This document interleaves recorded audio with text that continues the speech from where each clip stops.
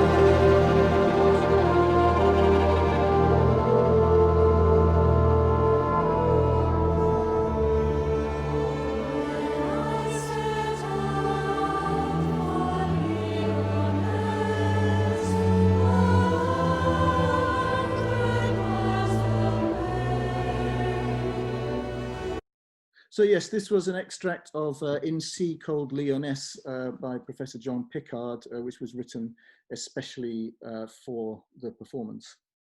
And really, I just wanted to go on to offer a few reflections on it, really, which is I think all I've got time for. I mean, as I say, as you'll have seen in the video, there is a literal practical issue of where should the audience sit. It is this peculiar situation that, you know, with everything else to sort out, we might have addressed better with more resources, but we ended up with an audience actually literally facing the backs of the heads of the orchestra in each location. Which obviously points up lots of questions for sort of live real-time performance online. And what I reflect is, as per these bullet points, really, that the internet offers sort of enhanced opportunities for collaborative co-creation.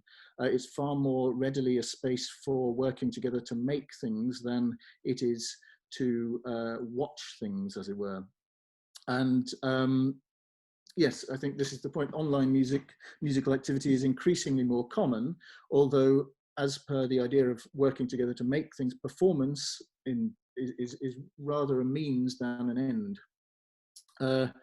So I think the notion of online spectating, quite aside from where the audience actually sits, actually does require some consideration. And I think there's a great opportunity to transcend sort of, passive reception, as would be a sort of, very, very crude model of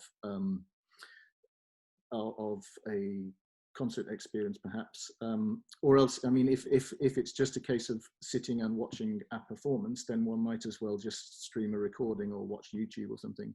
But actively, I think that, there are opportunities for active engagement in real-time online performance events. And that's my presentation. Thank you very much. As you can see, there's an online orchestra website where you can find out a bit about the project. And if you're really interested, there is actually a special issue of the Journal of Music, Technology and Education. Thank you very much. Thanks, John. If it would be great, actually, if you could shove some of those links in the chat, and then people will be able to follow them very easily. We couldn't actually see your video there, so perhaps it would be great just to later on just to give us some stills of the video and just to display some of these points about where the audience were situated and how that worked. Thank you very much, John. I should have said and introduced myself at the beginning. My name is Neil Smith from the MCICM. And also just to say, please try and use the chat function, so the Q&A function at the bottom of your screens while our panelists are pitching, giving us their pitches, and we'll try and sort of funnel them into the discussion. But next up, we have Julia Haferkorn, who's a senior lecturer at Middlesex University. And I'll just give you the floor, Julia, as long as we can hear you okay. So, try and share my screen. So, oh, hang on. There we go.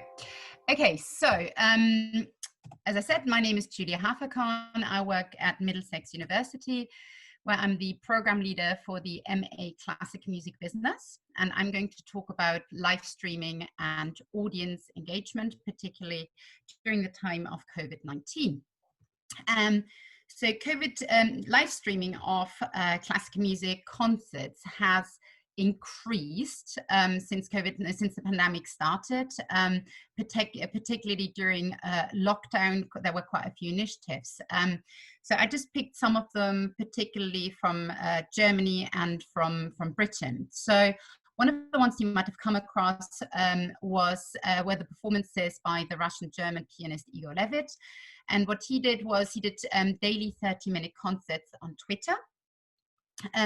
In Britain, there is a collective of young performers and composers called the Living Room Live Collective, and they broadcast concerts on Facebook and on their website.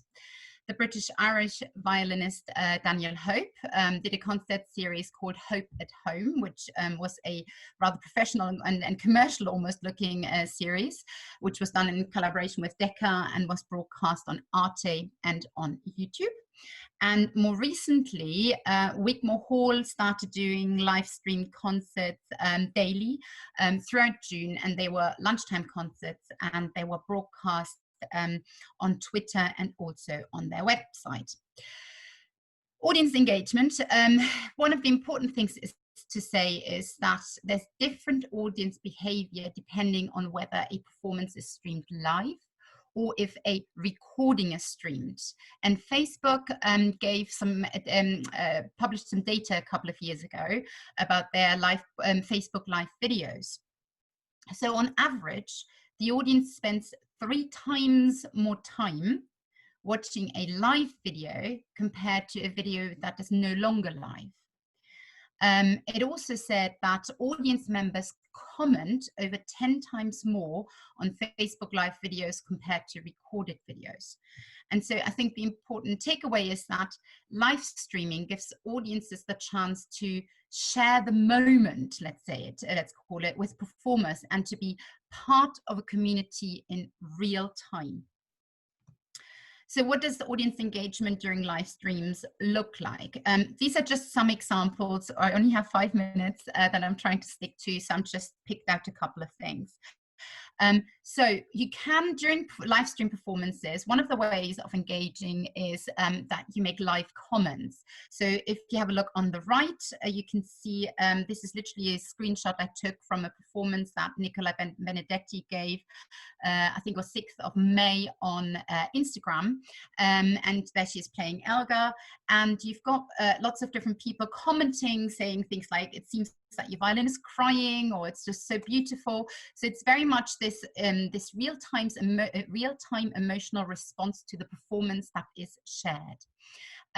Twitter, or rather Periscope, which is the company behind Twitter that runs the live streaming side, also gives you the option of releasing fluttering hearts that you might know. So if you look at the picture below, this is an image from one of Igor Levit's performances from his living room, and you can see all the orange hearts bubbling up there.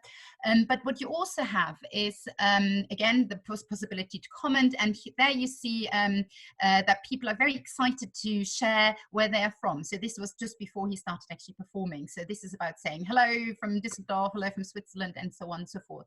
So it's very much, again, this emotional response to the concert in real time, but also feeling that you are part of a community.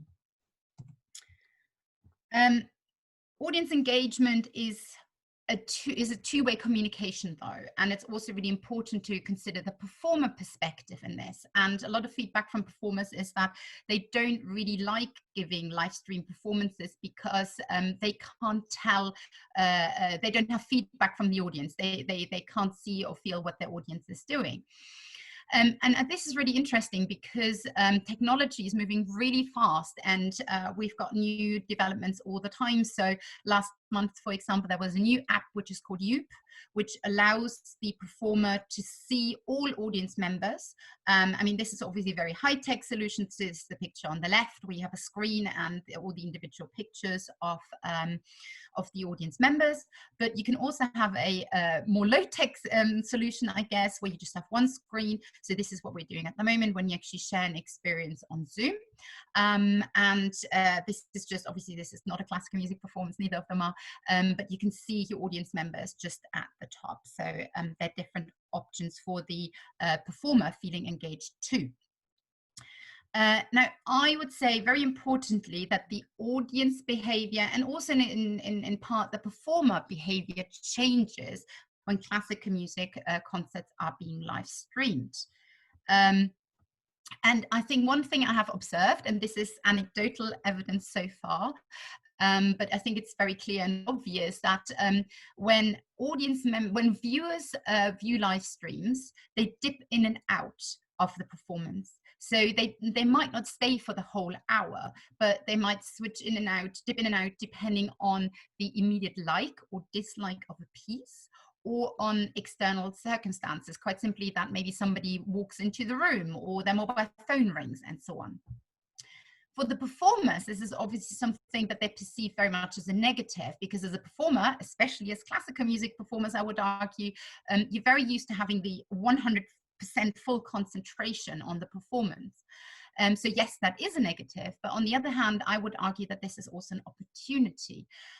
What is missing when you have live streamed classical music performances is the concert hall etiquette. So the concert hall etiquette is something that many people that are new to classical music concerts find quite difficult. So it's the notion of having to stay silent, of being trapped in a seat and having to dress up and so on. And that obviously falls away when you watch a live stream in the comfort of your own home.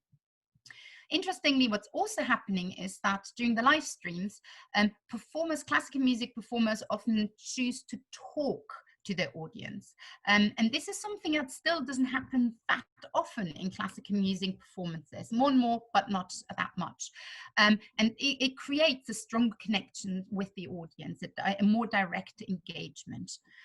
So as a closing point, I would just say that the absence of the etiquette, of the concert hall etiquette, and the stronger audience engagement through performers directly addressing the audience can be seen as a chance. So live streams can be a chance to attract and develop a new and or younger audience to classical music performances.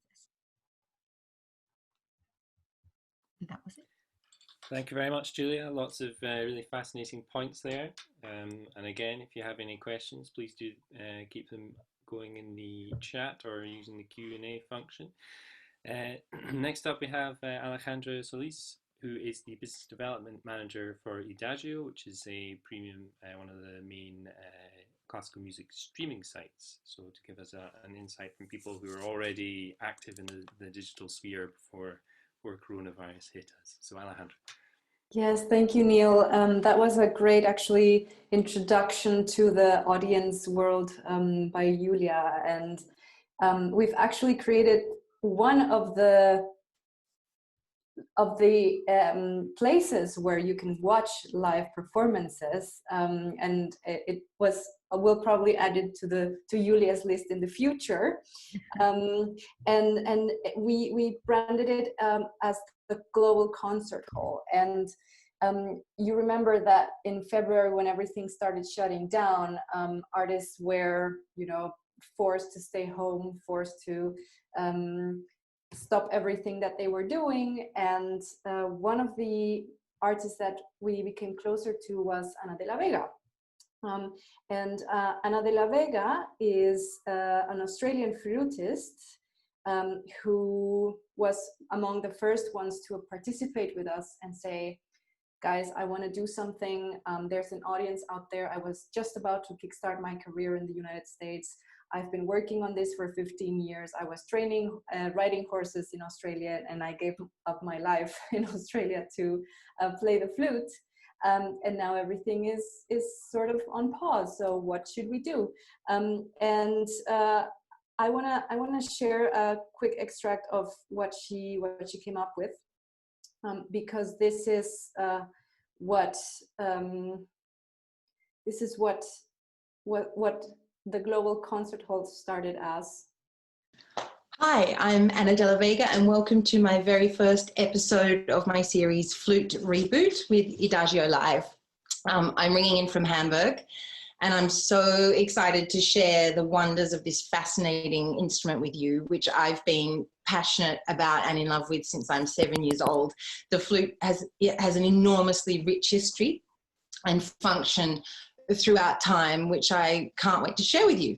So why Flute Reboot?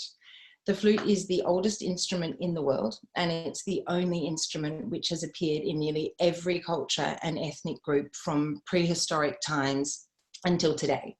So Anna starts talking about the history of the flute as an instrument, and let me know if the sound is still on for the video. I've muted the video now, but she begins explaining, about the flute, about why she chose a flute, and then continues on to share a slideshow with the audience, where she teaches them about the origins of the instrument, right? So she starts with this master class, and the idea of Adagio Live as a platform for artists to share and talk about, you know, topics that interest them, and just simply content that excites them, started as a very simple thing that was a Zoom chat streamed through YouTube. We made it accessible for everyone. We put it on our platform, and we started getting a lot of traction from different artists. People like Ivan Fischer started talking about Mahler. We had Galis Jean-Guyen Keras, who is still in his series, doing his series through Adagio Live. And this became, you know, we started thinking, what if there's something more? What if we could actually help artists not give this out for free?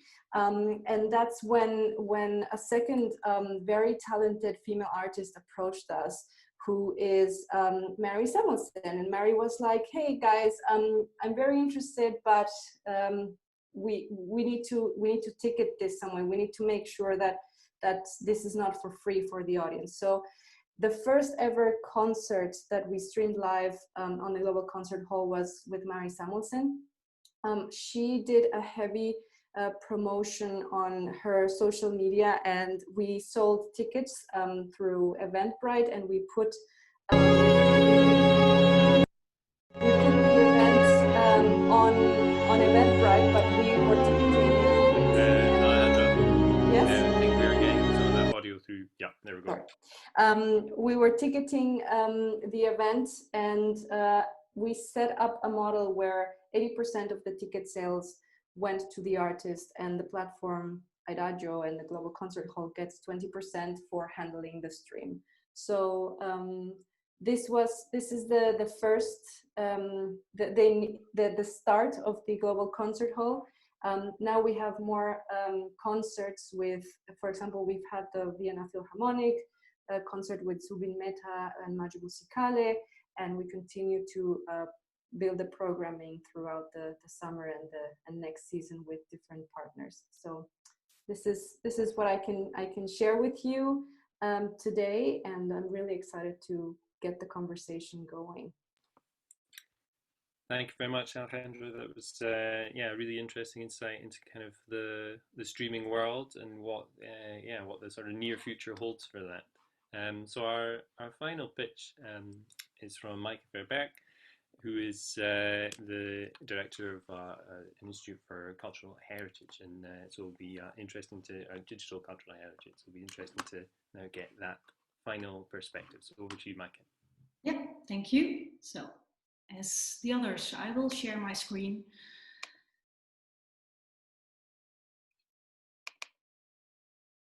Yeah, this is working, Neil? Yes, yes. So thank you. Thank you all. So I want to show you a story about Mahler in New York. And,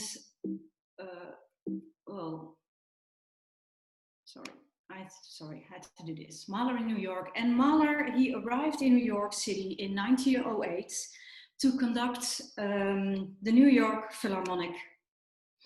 And part of his New York life that he lived with his wife Alma and his daughter in the Hotel Savoy, which is the building on the left, and on the fashionable Fifth Avenue. And Mahler roamed the streets of New York from the residency of an important patron of the orchestra, Mary Sheldon, to the Carnegie Hall, which looked like this when Mahler was roaming the streets of New York in early 20th century, and now it looks like this. And as a conductor of the orchestra, Mahler interpreted many other composers, like Wagner, like he's doing here. He interpreted Bach. This is one of his sheet music used. And he interpreted Beethoven, and these are clippings from reviews of his concerts. So what I just showed you were just a few pages from the online stories about Mahler in New York, which is a collaboration between the online platform Google Arts and Culture and the New York Philharmonic, as a tribute to Mahler. And it has been put online in April 2020, so a few months ago. And it was supposed to be paired with live concerts of Mahler symphonies throughout New York. But of course, due to COVID-19, all of those were cancelled. What I'm trying to say to you is that what still remains is this powerful storytelling with digital content from archives. Because online storytelling with digital content, it has been shown that digital audiences learn about Mahler's arrival in New York in 1908 and his Philharmonic tenure and the city's influence on his music. And all through the pages where you, on Google Arts and Culture, they are all narrated with the musicians of the Philharmonic, present and past. So they're also involved in this storytelling. And this digital storytelling has involved a lot of archives. Not only the archive of the New York Philharmonic, but as you can see, a lot of archives have been involved and a lot of analog content has been digitized to make this story. And through this digital tool, it is possible to bring many collections together online and tell stories of classical music history that would not be possible in the physical realm. So that's why I want to show you this powerful example of how digital heritage can inspire and inform current and new audiences through a digital channel and amplify the experience of live performances. But that's not all of the story, because nowadays most of the cultural content is digital born. And I just want to show you, to finish off my pitch, that this digital born cultural content is the heritage of the future. And there is this other story of the opera Ritratto by the National Opera Studio, and this is a newly composed opera by Willem Yates, and it never saw its opening night because it was planned on the 13th of March, and one day before that all our theaters in the Netherlands were closed. And the director of the Dutch National Opera, she flew in a film crew on the 12th of March, and they made recordings of the last dress rehearsal. Here you have some clippings of that. And still now the full-length opera is shown on YouTube, so it's still streaming. And up until yesterday, it had about 74,000 views already. And together with this stream on YouTube, much earlier it was decided that the making of Ritratto would be captured by using podcast technology. And this is the podcast. It is named Making an Opera of Hoe het te maken in opera. And in this it has like, I think about eight episodes, and it follows the 7 singers and the artistic teams for 1.5 years during the making of this opera.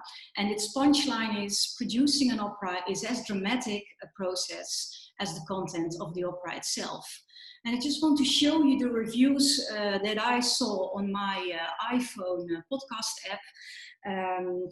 And if you read some of the reviews, which I don't want to read out loud because you can do it for yourself, but it shows you that this digital tool also engaged and still engages new and existing audiences by telling the story behind the scenes with an unexpected and dramatic ending.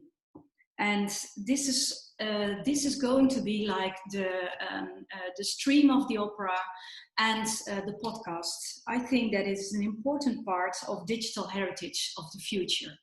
So this is my finishing slides to tell you that using digital cultural content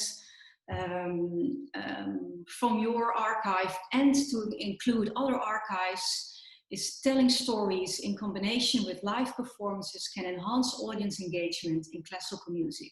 So the more you know, the more you hear. Thanks very much, Maaike.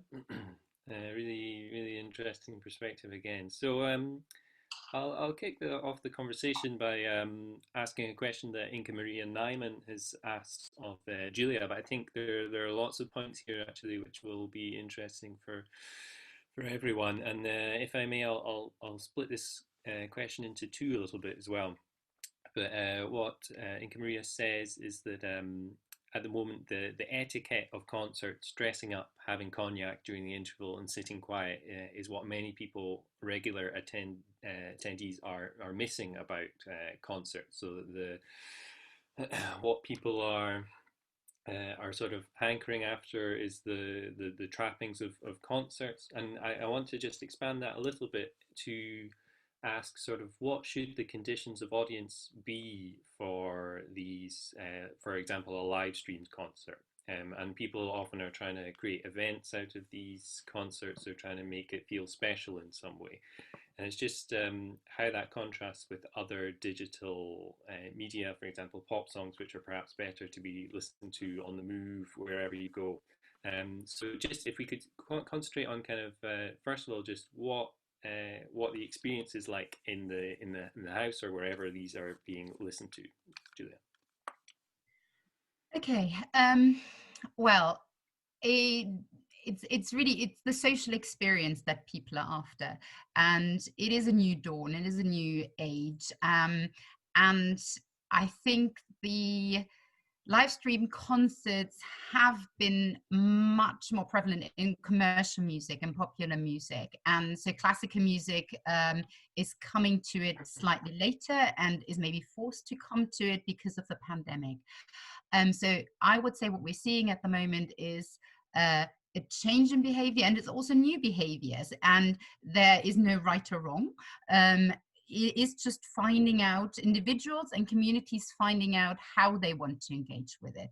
So what I think was Maria was saying about that people exactly miss the cognac in the interval and so on.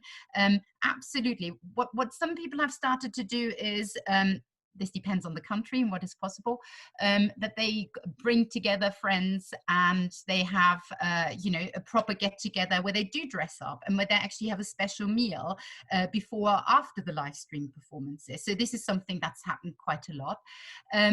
But it doesn't happen. It doesn't have to happen that way. You also have the digital communities. So Facebook has created the Facebook live chat rooms where people can actually talk during, or of course it happens less during. It doesn't really happen during classical music performances that people talk during the performance, unless you are in venues, in non-traditional venues.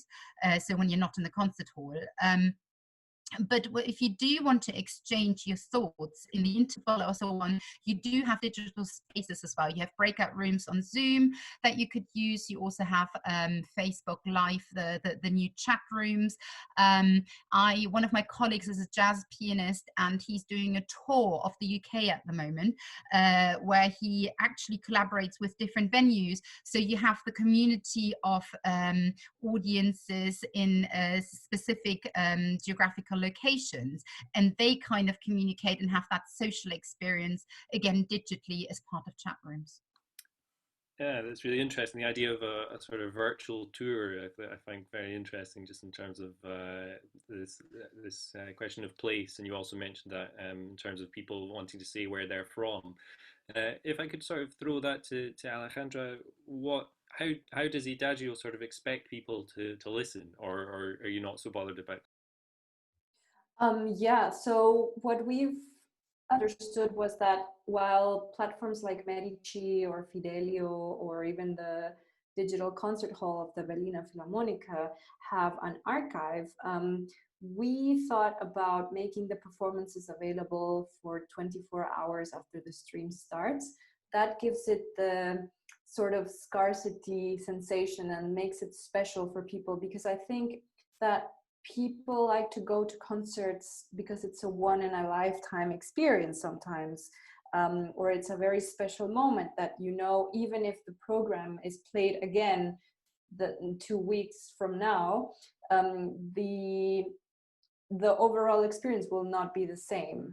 There's a different audience, there's the energy of the musicians is different. So making that available only for a short period of time allows us to build momentum and build expectation, and then have people in the same time zone as the concert is happening watch it live, but then making it available afterwards gives people in other locations the possibility of watching. One other interesting feature that we added was the green room. So actually after the concert, the artist is interacting with the audience and responding to questions, which is something that we're not seeing anywhere else.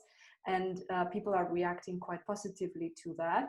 And finally, for some concerts, there is an option to vote for the encore. So that's also quite nice. It's not fluttering hearts in Periscope, but we're trying to, you know, emulate the interactivity, and I think that people really like that. Those three features, right? So obviously for us, it's really important to also have a possibility to chat with the artist, but again, during the performance, maybe it's not even that relevant. So we're still trying to figure out how to build this interactive component into the platform. Yeah, sure. I'm going to go to Micah, but John, it might be interesting if you could get those stills ready of the audience situation for your project. But Micah, how does this compare with, or like, what are the issues that classical music faces? Are they shared by other art forms, or what can we learn from sort of digital cultures more widely in this, particularly I suppose on this sort of liveness, scarcity, and kind of these ideas that are sort of tricky to translate from the live concert to the digital? I think they are definitely shared.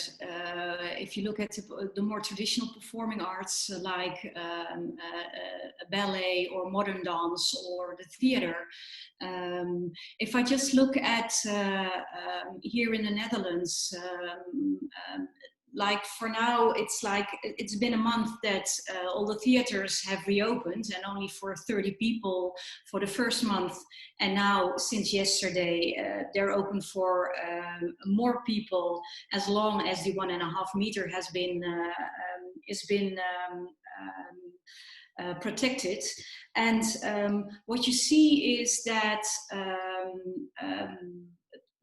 the most reaction is that they have been adamant in all kinds of streaming activities, and now that they are able to reopen and going back to what they love to do, like receiving people and being live in front of an audience, suddenly there's an enormous downfall in those online activities. I think it's definitely also with theater and dance and other performing arts that they really want to receive live audiences, and they say, well, live is the best experience, and some really diehard say it's the only way to experience performing arts. So yeah. Thanks very much. Do we have a hard at the moment? Sorry. Can't see him. No. Just wondering if he not have his video on. Oh, no, there it is. Right, okay. And I'll unmute. Neil, I guess John. apologies.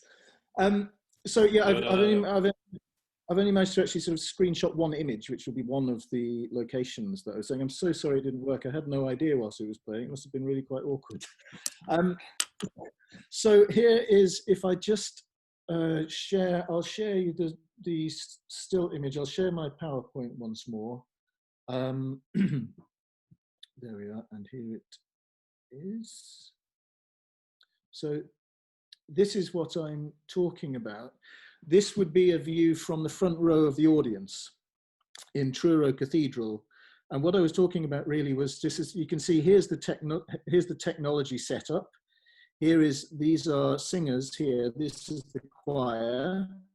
And in front of them, excuse me, is the string orchestra. You can see on the big screens there's the conductor. And there is the brass band. This is the brass band on Mullion, at Mullion, I'm sorry, at the southernmost point of the UK. And you can see they have an audience behind them there. And these flautists, they're on the Isles of Scilly, and you can just faintly see on that image that the audience are sat behind them. So this is what I mean, is this sort of live performance, it literally has this interesting, it's an interesting physical manifestation of the issue of if you are performing live online, as we were, then it points up all sorts of issues of how does this, where do you sit the audience? Where does the audience sit, both, as I say, physically and figuratively? Yeah, it's quite a striking picture in many ways from that point of view, isn't it? We sort of feel slightly closed out of this experience, whatever it is. But is this something, do you think, maybe this isn't exactly for an audience, or the audience for this is are the people who are participating? Is that something about sort of the digital possibilities, would you say? Yeah, I think so. I think this is the thing. I think that the internet, if I think about, for example, social media, there's an article from a Finnish researcher, I think, called Saluvuo in 2006. And he talks about social media is great because it shows the making process. And it strikes me that this is the thing with, the internet is great because it means, you can collaborate on live editing a Google Doc. We could be doing this sat here right now between us, despite our, various disparate locations. And I think this is the thing. So it does actually create both a challenge, as per that picture, to, how does audience, how does an audience actually literally attend an online event, especially if it's live as well? I think that's sort of one issue. And I think this is the thing that actually what we're talking about. What you've all been talking about, the idea of putting on your best frock and having cognac in the interval and talking about how the first half of the concert went and interacting with others around digital resources, say, or finding more context in Alejandra's presentation. Finding the context of the actual music interactivity. People have this. There is this sort of creative aspect of being an audience. And I think that that's a really, something that helps people to engage on the one hand by, you can, as I say, adding things in like contextual information and so on and so forth. I personally think with my kind of non-online hat on, and another interesting approach to it is to actually take information away. Like, for example, to enhance that kind of active engagement, if you were, for example, not to tell an audience what repertoire you're going to play, for example, that's a way of really increasing the attentive engagement. It's like, and I think it would really put some energy into the audience experience. That is, actually not knowing things makes you desperate to find them out. But I think that's, one other comment I would make, which is maybe more general about just sort of the idea of the digital audience, is this idea, we came up against it a lot in the online orchestra project, is what we were trying to do at some level was recreate an experience that is not really, we were just trying to kind of recreate reality in a virtual environment. as it were. You know, it's like, yeah, we want to be able to play together online. And actually, I mean, reading various bits of the research literature, it's like actually that kind of becomes a deficit model, in that, you know, it's like, well, the thing is, it's not, you know, there are things you can't do online that you simply can't do that you can in reality. But actually, there are also lots of things that you can do in virtuality that you can't do in reality. For example, people can just pop up from nowhere online, for example.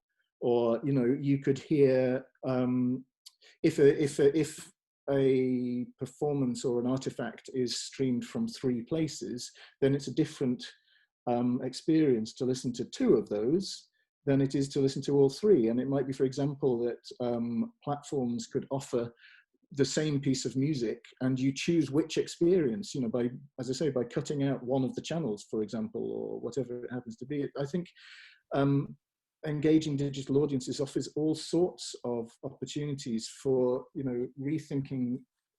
I suppose I'm talking to artists really, but at the same time, this thing of collaboration between artists and technologists and developers and deliverers, you know, I think there's yeah. collaborative. Well, this conversation, I suppose, is another example of things which would be very difficult otherwise to have organised. But so I was going to ask the second half of this Inca Maria Nyman question, if people could just maybe in the background have a think of it, which is kind of what you were getting onto, I suppose, John, is how can we develop classical music concerts post-COVID? Or I suppose what have we learned from this period which is going to be brought forward? Before that, however, we have one question, or a couple of questions for Julia, and one of them I'd like to ask, which is from Denise Petzold. Are there counterexamples, e.g. resistances of audience members who act against or reject the lack of regular concert online? So kind of we've sort of been talking, I suppose, about people who are maybe quite used to concerts in a way. And is there any evidence that, I suppose, different people are being reached by these platforms?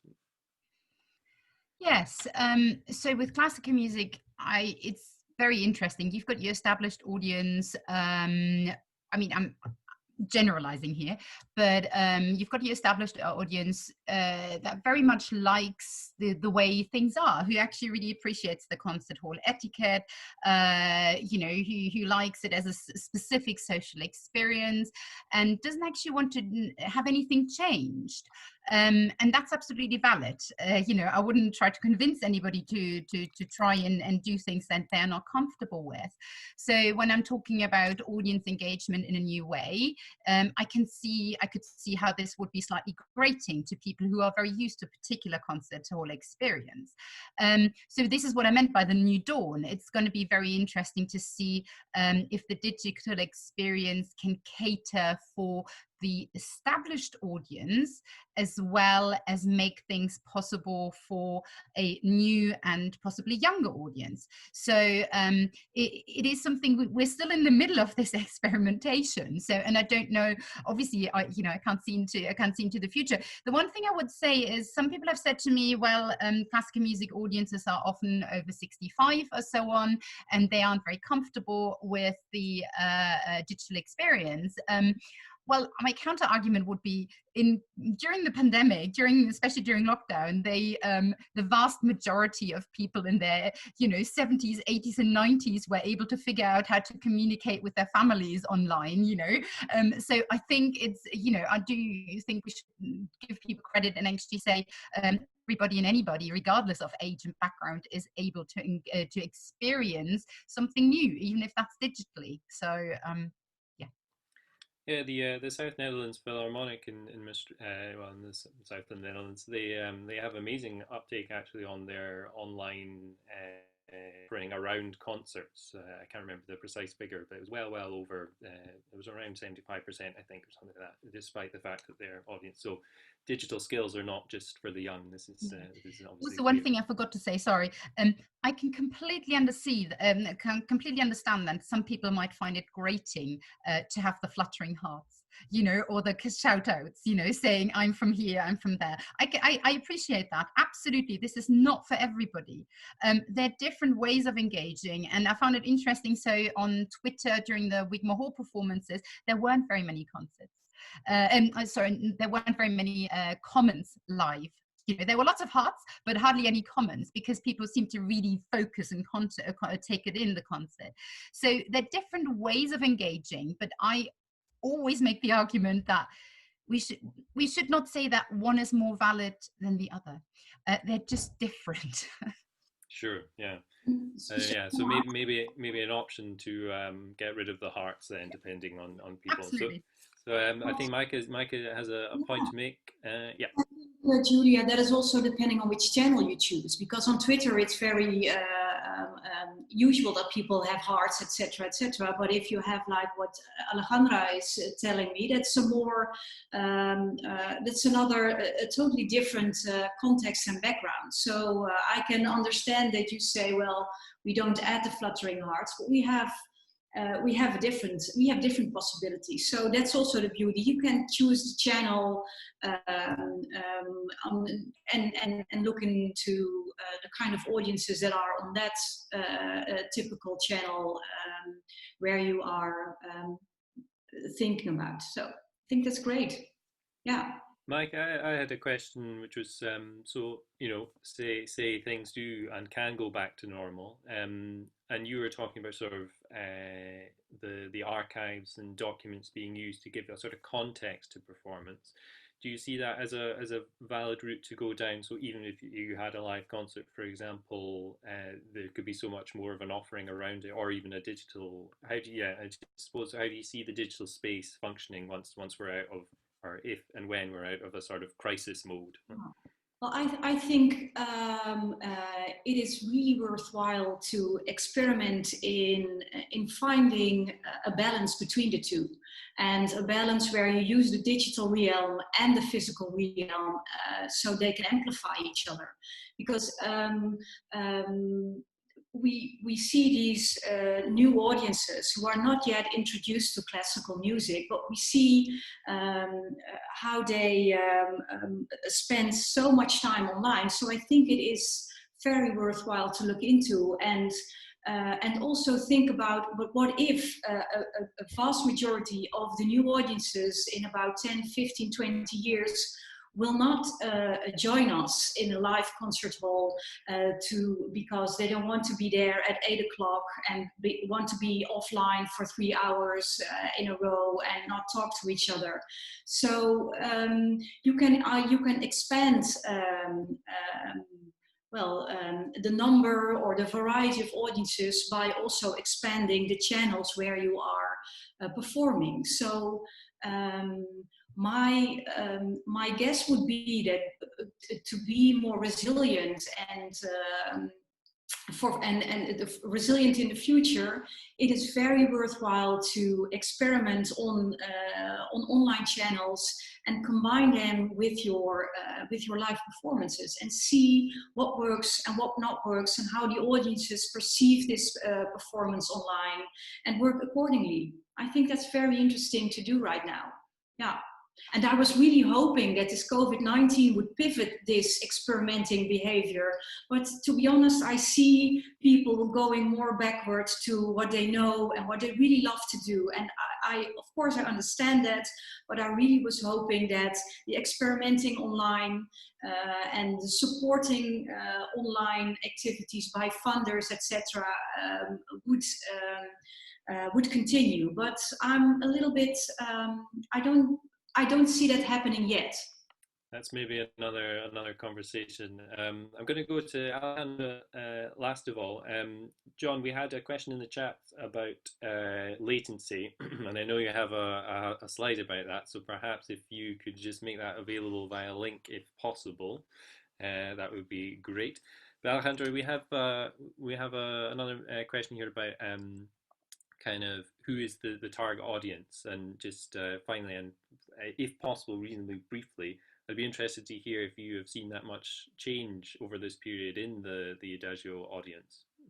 Sure. So we have two similar but quite different products, actually, because we started out as a streaming service that catered audio only. So we have a catalog of about 2+ million tracks, and most of our like central customer base, what we call the aficionado, is highly knowledgeable, mostly male, probably older than 50,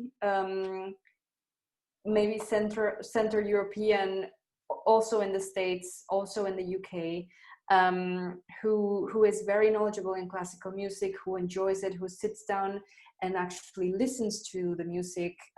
We see less, for example, of the classical music enthusiasts who would probably typically listen to classical music while doing other activities. The aficionado is someone who intently makes it a point during his day or her day to listen, and enjoys and collects and compares. That's also why we've built a live compare function where you can compare different versions of same piece by different performers, all on real time. So it's a quite interesting little gadget that we have built for them, you know. But honestly, the people who are the most engaged right now, and we still have to see who is being attracted to the global concert hall, but I would definitely say it's the aficionado. The enthusiast will probably come as a result of the artists themselves. So someone who follows Lang Lang or Mari Samuelsen will probably come to the concert even if they are interested in another genre completely. But to the core product, I would say it's definitely someone who's very, very into classical music, and maybe even played themselves for a while and no longer play. Yeah, thank you very much. So our time is up, and I suppose just that last comment makes me think that a lot of the barriers that exist in classical music, the digital realm in some ways reproduces, but obviously there are lots of opportunities there to break them down as well. So it's it's been a really fascinating talk. So a big thank you to all our panelists. This session should have been chaired by Paige Peters, but in something that shows some of the difficulties with the digital, Paige has had some trouble with his internet. So I'm afraid you've had to make do with me. But we are hoping to perhaps organise some more conversations, because this is something positive to have come out of this time, and on different topics as well. So I think that'll be the end of the session, and the panelists may just have a short chat amongst themselves potentially. But thank you very much for coming.